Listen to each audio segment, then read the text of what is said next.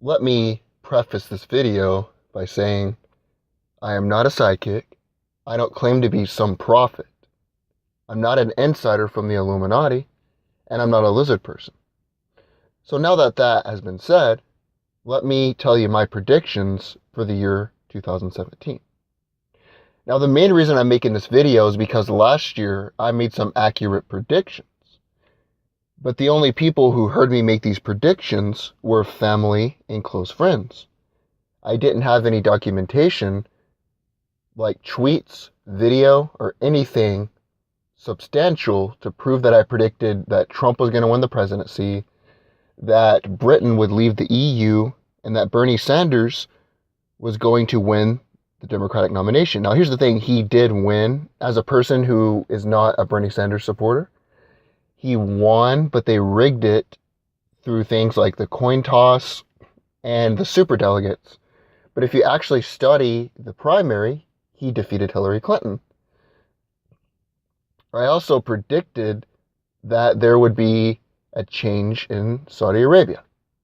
So that being said, let me get to my predictions for the year 2017. So my first prediction is that Donald Trump will be impeached, but he won't be removed as president. So they will start the impeachment proceedings after Mueller says that Trump obstructed justice, and they will try to impeach Trump. But if you look back at history, Bill Clinton became really popular during his trial. And Andrew Johnson, who was a very unpopular president, became more popular. And it's sort of like this. If it's the Streisand effect. So if you tell somebody not to watch a video, then it's more likely that people are going to try to find a firewall in order to watch that video. So it's the same thing with Trump. They're going to try to make it like he can't be president, and you're going to have people say, oh man, obviously they're trying to remove him because he's a threat to the establishment and he's trying to drain the swamp. And he's going to become more popular. Now, he's not going to be as popular as the iconic presidents like Lincoln or Eisenhower or Reagan, but his popularity is going to go above 50%. I think it's going to go the highest it's ever been while they're trying to impeach him, and it's not going to work. My second prediction is that the United States will start a trade war with China. And geopolitically, they will isolate China, and China then will form an alliance, a stronger alliance with Russia. And if you look now, there was a story which didn't get a lot of news coverage, not even in the alternative media, and I was a little disappointed in this. But the United States and Europe failed to recognize China as a free market economy in the World Trade Organization, the WTO. So I think what's going to happen is the U.S. is going to start doing a lot more trade deals with Europe, and they're going to sort of cut China out a bit, and China is going to form an alliance with Russia. So that's my second prediction, that Trump will have a trade deal with Europe and isolate China towards Russia. My third prediction is that Kim Jong-un will be removed from power, but it won't be a nuclear war. What's going to happen, and this is just a prediction, I could be right, I could be wrong, but this is based on my understanding of history, a little bit of my gut, and just pure guessing. But my prediction is that Kim Jong-un will be removed from power, but the United States won't directly attack him because it's mutually shared destruction. If you remember, the Soviet Union and US never got into a direct conflict, even though they had many conflicts which did not involve an all-out war, like the Cuban Missile Crisis and the blockade. They had these little proxy wars where they were facing each other but not directly.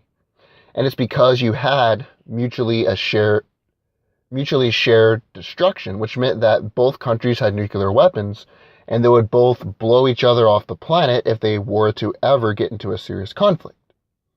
So since Kim Jong-un has seen that Saddam Hussein and Gaddafi both gave up their nuclear weapons and they lost their regimes through US-backed rebels and the West backing those rebels as well, he does not want to remove his nuclear weapons. And he is instead trying to flex his muscles by shooting the missiles right over Japan, an ICBM missile. So what I think is, with the new technology that we have, that either Kim Jong-un will be removed through a coup d'etat by his own people who will rise up, or I think Kim Jong-un will be removed sort of like bin Laden was killed through a special force, a secret agent, the CIA possibly. But my prediction is that Kim Jong-un will be removed, but there will not be a war between the US and North Korea. Now, my fourth prediction is that the stock market will temporarily hit a slump. But it's not going to be a big economic crash. You know, Peter Schiff always says every year there's going to be an economic collapse. He's been saying that. He did get the 2008 housing bubble right. I'll give him that. But since 2008, he's been predicting every year that the economy was going to collapse. So eventually, when inevitably it hits an economic down cycle, like it did in the late 80s under George H. Bush, he can say that he was right. But of course, if you predict every damn year there's going to be a collapse, inevitably, you're going to be right when there is a small economic downturn. But what's going to happen is in around February or January, I can't say for sure, but there will be a small downturn in the market.